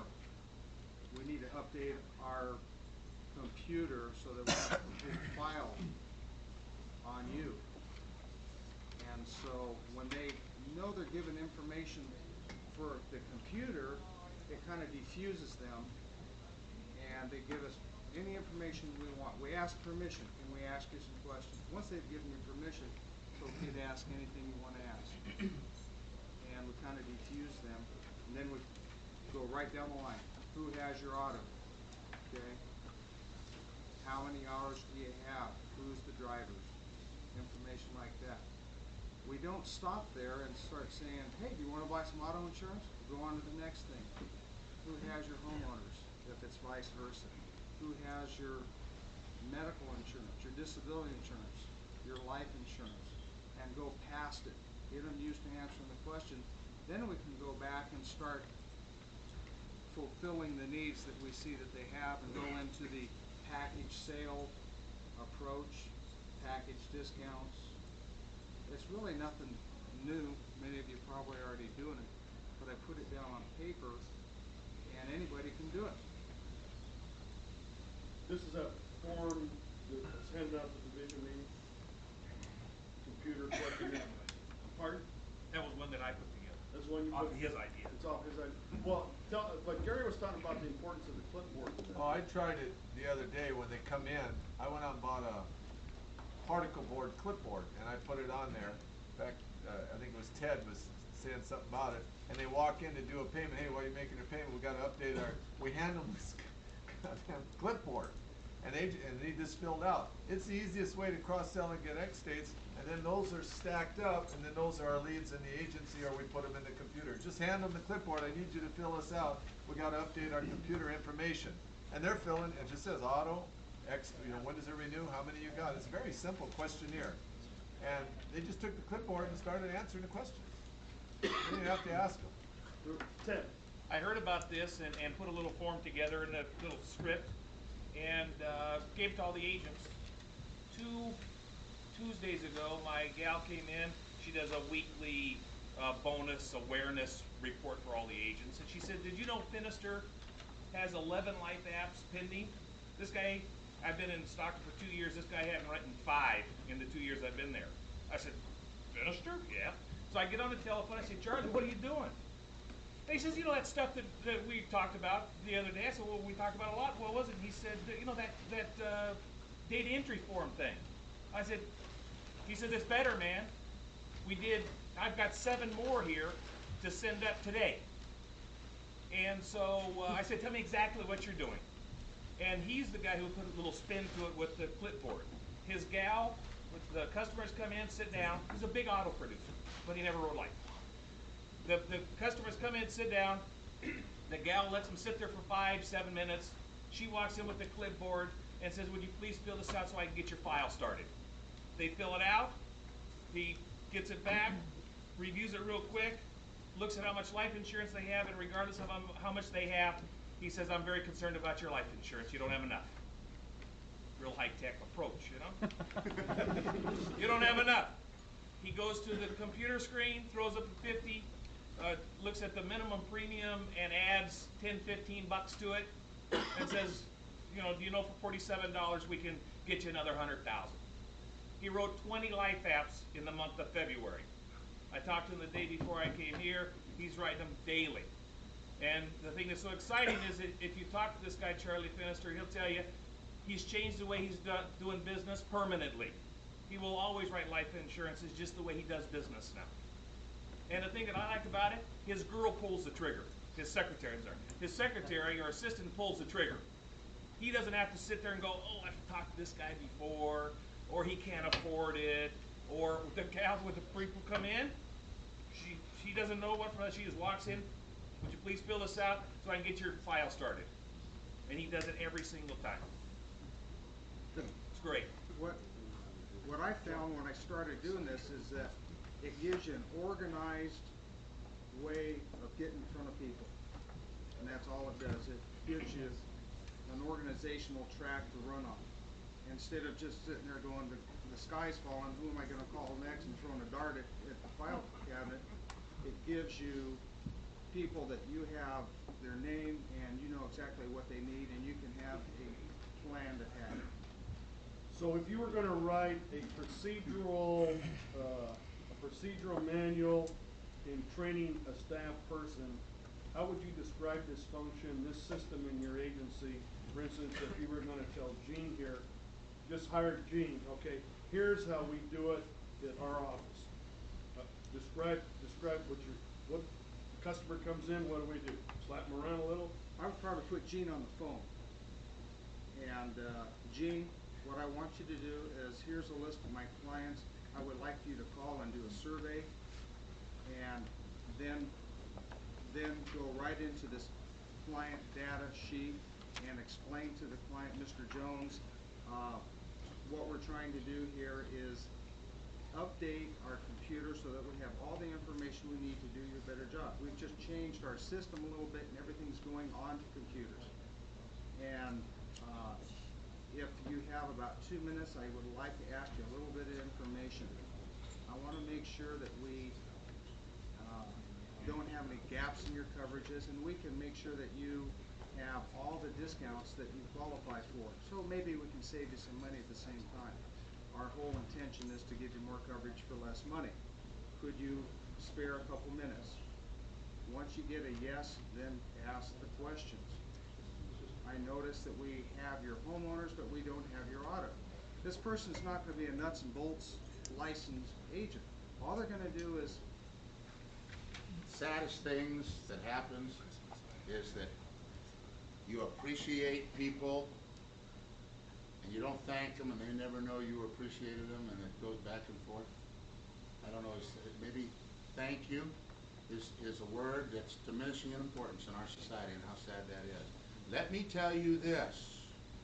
In American business, if you are a gracious, grateful owner who appreciates your customers and thanks them profusely and makes them feel important and exclusive,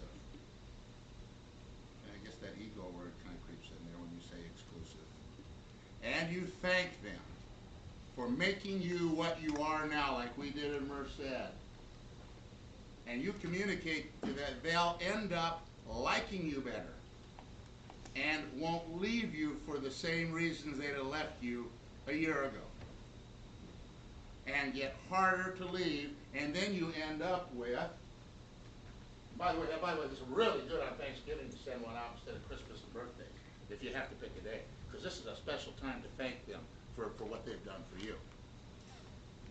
I used to do a talk called Roach Motel. I liked it. I don't know. I used to get there was a box of Roach Motel, and I put it up here. You know, I like props. And it says on there, the roaches check in, but they don't check out. My clients check in, but they don't check out. The reasons they came to me, I'll alter. So for the same reason, if it happens again where I'm more money, they won't go to another company because of all the things we do for them. Just remember Roach Motel with your agency. My clients check in, but they don't check out. Because we say thank you. And that we're grateful. Very important bottom line to remember that. And how many times have your people heard from your staff, Mr. Jones, thank you very much for all the time you spent with us. You know, we have a lot of insurance with you, and we never want to lose your business. We never want you to fire us. Do you know of any other, like for instance, Bud Post taught me this one. Here's a good marketing tool, another system. When you call them for all the other stuff, so you get to get to know them, ask them, in the case of an emergency, write this down, these emergency phone numbers. By the way, this is what the life guys do. This is their marketing program in the life industry. There's no other deal. They don't have experts. Do you have relatives in the area? Do you know you have people that have come from big families that don't know about you? And Billy Joe loves you. And his family, Alma May, they think you're the greatest. Their 4 kids. They got 5, 6, 7 families like they are. Nice people, and you don't know about them, and they don't know about you. Remember one thing about marketing. And boy, this is not rocket science material. Here you are. That's you. Here's your audience. Where the money is. And you've got a hell of a product. You got the right phone and all these systems in place. You have one problem. They don't know you exist. You're like somebody running for office, but the voters don't know about you. And so the key is in the communication and the systems we put together to build a bridge to get them over to your place or you over to theirs. So one of the things you have to do is you got to stop the CIA stuff. And you got to start becoming some of you have real kind of more subdued type personalities, which is real good, by the way. It's a good thing we don't have just a world screamers. All right, if everybody had my personality, we would really have a problem society. We don't need a lot more of me. And that's what my wife says. And so, but wait a minute. But your agency has to have a loud voice. You can still be running it like the Wizard